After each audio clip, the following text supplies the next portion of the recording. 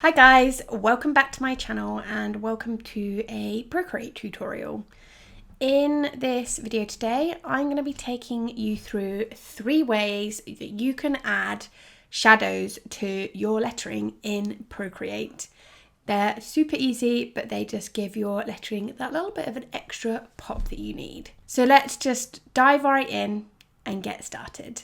So as I've already said, we are going to be looking at 3 different ways we can add shadow to our lettering in Procreate.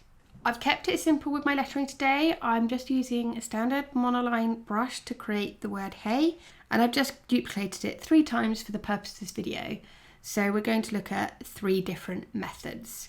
Before we dive in, I just want to show you how I've set up my Procreate document. So this is an A4 document and I've just got 1, 2, 3 in groups. So I've got 1, 2, 3, just to keep it nice and tidy. And then in each group, you will see that there's a text layer, which is our hey, and our background layer, which is just the color there. And that's how all 3 of these are set up. For each shadow style, we're going to be working within 1 folder at a time. I've left a link for this file to download in the description below, so if you want to follow along with me and learn how to create these different shadows while I'm talking you through them, then you can. So let's start with shadow style number 1, and we'll be working in this folder here. Okay, we're going to start with the easiest shadow to make, and that is just a standard soft drop shadow. So firstly, we want to take our text layer and we want to duplicate this. So I'm just going to swipe along and click duplicate. So if you swipe your layer to the left, then you'll see some options come up, and one of them is duplicate. So I'm just going to tap that layer now, and you can see now that we've got 2 different text layers. So we've got 1 up here and 1 below. The one below I'm going to select, and I'm just going to rename it to shadow. It's super important when you're working in Procreate to stay as organized as possible by renaming your layers, so when it comes to editing them later on, it's just super easy. So next I want to blur this layer. So I'm just making sure that the shadow layer is selected, and I'm just going to go up to the magic wand tool up here, and then I'm going to click on Gaussian blur. And then I just want to do layer. And now if I do slide to adjust, it says at the top, all I need to do is take my finger and slide it along. You'll see that if I go all the way across, it completely blurs it. And then as I pull it back down to here, you can see it's just starting to blur a little bit. I'm going to set this to about 6%. We don't want it too heavy. So we can see it's already started to create a shadow around our text. Now, what I want to do now is slightly offset it to the text. So again, we make sure that this layer is selected, and we press the selection tool up here. And then something that I've learned recently, you could move it around like this, and you could sit it in a certain way. However, one smart thing I've learned is if you actually tap the bottom corner of your screen, can you see it's moving along ever so slightly? So if I tap it quite a lot, it's moving along. If I were to tap up, then it's just moving upwards. So this is a great way of moving your calligraphy around really subtly and having a little bit more control than just having to move it around like this. So let's just get it back to the center, and I'm just going to tap it a few times. So now we can see it started to create this shadow effect. But right now it is super dark, so it's kind of blending all into the text and you can't really read it very well. So next we're going to go up to our layer panel again, tapping up here and pressing this N button. And then this will bring up all of these extra options. And I'm just going to go down and put the opacity down to about 30%. And there you have it, the first super simple drop shadow to just make your lettering pop from the artboard. You could totally have a play around with this, so you could move the shadow so it's sitting up here, and then that means the light source is coming from this direction.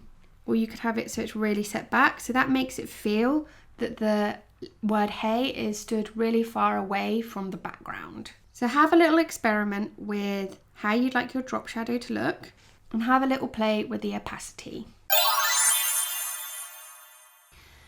Okay, now on to shadow style number 2, and this is going to be a solid shadow. So this is going to be kind of similar to how we've created this shadow here, but it's not going to have a blur on it. So for this, I'm actually going to take my pencil because we will need to use it at some point to add some extra detail in. So firstly, I am just going to change the color of this hay.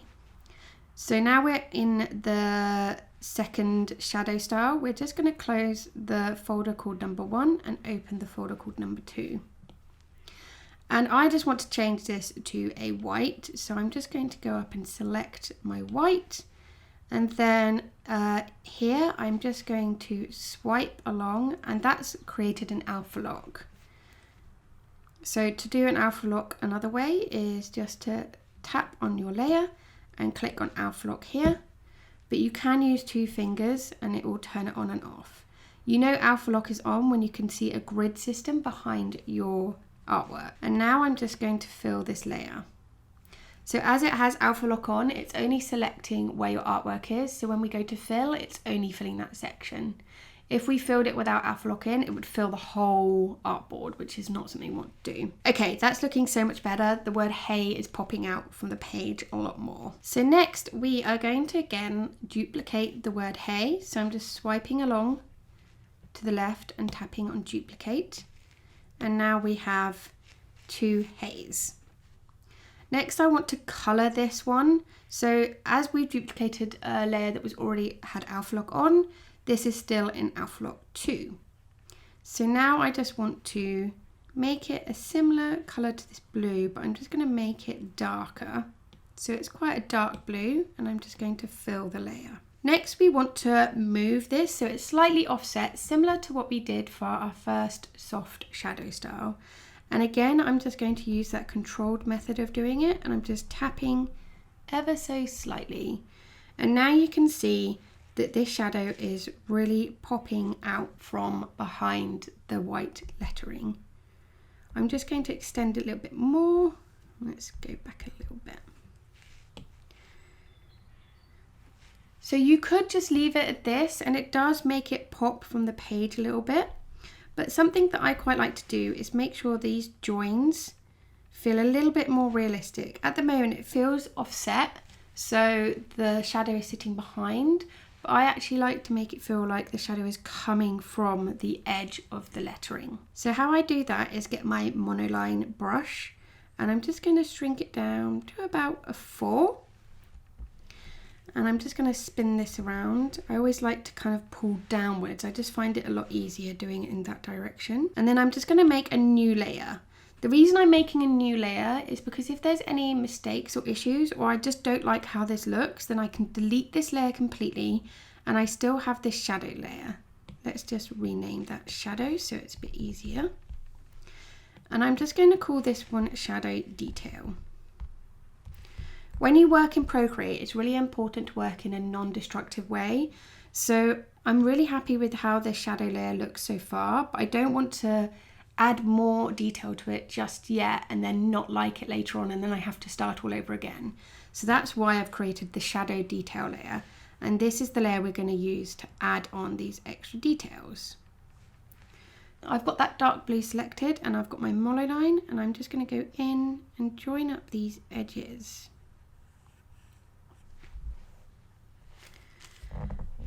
And wherever there is an end point to your lettering, that's where we're going to go in and just connect it to the shadow a little bit more. On your curves, you'll see that it kind of dips in and then goes round again, and I just like to soften that out just ever so slightly.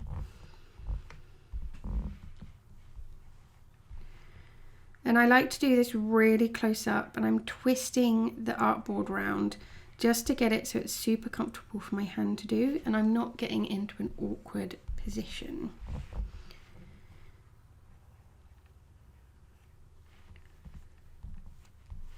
It's also a good idea for your monoline to have it quite a high streamline for this, just because it gives you a little bit more control. So if you tap on your brush and then just come to stroke path and just put your streamline all the way up.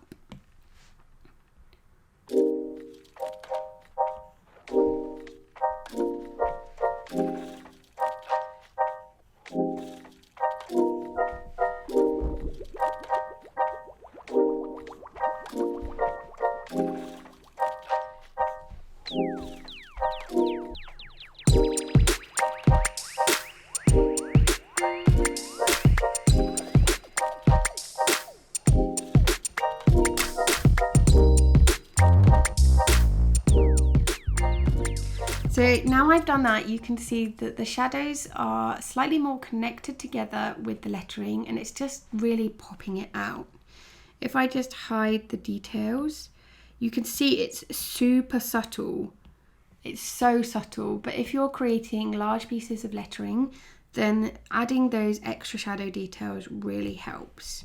And if you decide later on that you prefer it like this, then you can just turn the shadow detail layer off, and it's a non-destructive way of working. Okay, now on to our final shadow style, and this is a floating shadow style. So we're going to start off in a similar way to how we've worked before. We're just going to close number 2 folder and we're opening number 3. Again, we've got our text and our background. I am just going to duplicate this text. So just tap duplicate, and I'm going to do this twice. So I'm tapping duplicate again. We're going to call this bottom one shadow. And then we're going to call this one, what should we call this? Gap. Okay, so we want to create a shadow, but we want to make it feel like it's disconnected from our lettering. So we've got our text layer, gap layer, and shadow layer. Now I'm just going to colour these in different colours. So firstly, let's colour this one in white. So I'm just swiping with 2 fingers to alpha lock it and then fill. And then for our gap, I'm just going to put it into this blue for now, but we will change that. I just want to add it in so you can see what I'm doing. So firstly, we're going to take our shadow layer and we're just going to tap, let's tap 20 times. 1, 2, 3, 4, 5, 6, 7, 8, 9, 10, 11, 12, 13, 14, 15, 16, 17, 18, 19, 20. So I've tapped 20 times in the bottom right hand corner, and this has made the text offset. Now we want to take our gap layer and we're going to move it in the same direction, but we don't want to move it as far as the shadow layer, which is in white. So I'm going to select it again, and we're just going to move it 10 times. 1, 2, 3, 4, 5, 6, 7, 8, 9, 10. So now you can see that we have 3 levels of this word hey. We've got our text level in black, this gap level in blue, and then this shadow layer in white. Now, that looks pretty cool, to be honest, and you could keep building up like that and create a really cool layered shadow or 3D effect. But what I'm going to do is create a floating shadow. So the quickest way to do this and the easiest way is to take your gap color and match it to your background color. So I'm just going to press my finger down to select the pink, and then I'm going to fill the gap layer in that same pink. Now you can see that it's created this offset floating shadow, and I absolutely love this style. Again, it makes your lettering really pop from the page. So you could just leave your layers like this with your gap color in pink, so it matches your background. However, if you want to have a texture background or a few different colors going on, then this isn't going to work with having your gap layer in pink. So let me just show you, for example, if I just take an airbrush, I'm just going to create a new layer, Let's take this green. And I'm just going to brush in over here. So can you see, it looks like we have a floating shadow on this side where the pink layer is, but where we've got this teal, the pink no longer looks like it is a gap, and it just looks like it's another shadow or 3D effect. However, there's an easy way we can solve this. So now I'm going to show you the steps to get rid of this gap so it actually looks more like a floating shadow no matter what background you have. So firstly, we're going to go up to our layers panel and we're going to select this gap layer. So if we tap on here, then you'll get the option to say select. Now what this does is it's selecting that layer, the whole outline of it, as you can see. Then if we go back up to our layers panel, you should have diagonal lines to show that this layer is selected. And what we're going to do is just turn off the visibility. So that's just unticking the box there. Next, we're going to tap on our shadow layer. And then what you can do, and it's a nice, quick, easy way of doing it, is erasing over where this selection is. I'm just using a big filler eraser brush. And if I just go over, you can see it's only erasing the parts of the gap layer that's selected, but on the shadow layer. So if I just tap the selection tool up here to get rid of that, now you have this shadow layer and it's been erased, so it's only showing those little bits there. And therefore it's going to show through the different color backgrounds and textures. There's an issue with creating the floating shadow like this. So if, for example, later on I decided, actually, I want to have the shadow up this direction, it doesn't look right. You can't just move it up that direction. So you'd have to start all over again. So that's why it's super important to work in a non-destructive way in Procreate. So I'm going to show you how you can create this effect again, but we're going to do it in a non-destructive way. So if you change your mind later on how you want this to look, then you can easily edit it. So I'm just going to undo, and we have our whole shadow showing again. Now, if I just undo so we're not selected. So instead of just erasing that shadow layer to make these gaps, we're actually going to work in a non-destructive way. So firstly, we're going to take our gap layer and we're going to select it again. And this will bring up our selection tools. Now currently it's selecting the shape of our word hey, just for that gap section. And what I actually want to do is invert it so it selects the rest of the artboard that's on the outside of the word hey. So if I go down to here and click invert, can you now see it's selecting all of this area?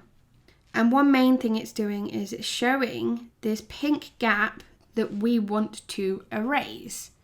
So now if I go up to my layers panel, if I zoom in, you can see that there are still diagonal lines, but it's only on this gap layer. It's not on the whole artboard.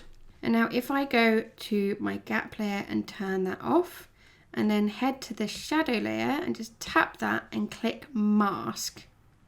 So what that has done is it's created a layer mask. So this is a layer that is removing parts of the layer it is attached to.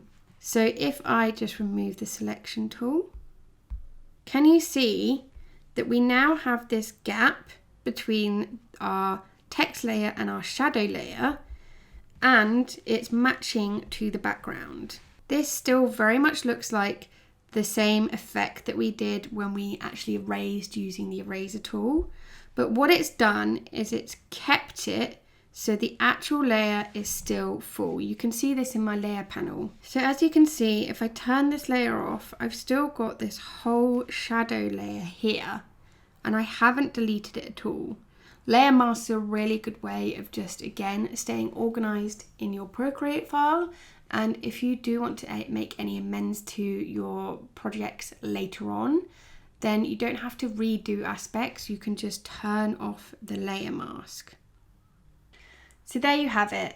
3 super simple ways to add shadow to your lettering and really make your lettering pop in Procreate. Have a little fun experimenting with different depths of shadow, different blurs, and also opacity for each one of these as well.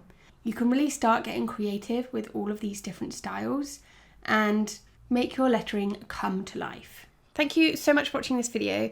I hope it's given you a little bit of inspiration on how to make your letters pop a little bit more, and you go away and have some fun experimenting. If you give this tutorial a go and you share your results on Instagram, then be sure to tag me. I'd absolutely love to see what you create. Also, let me know in the comments if there's any specific type of tutorials that you would love to see. See you again soon for another video. Bye!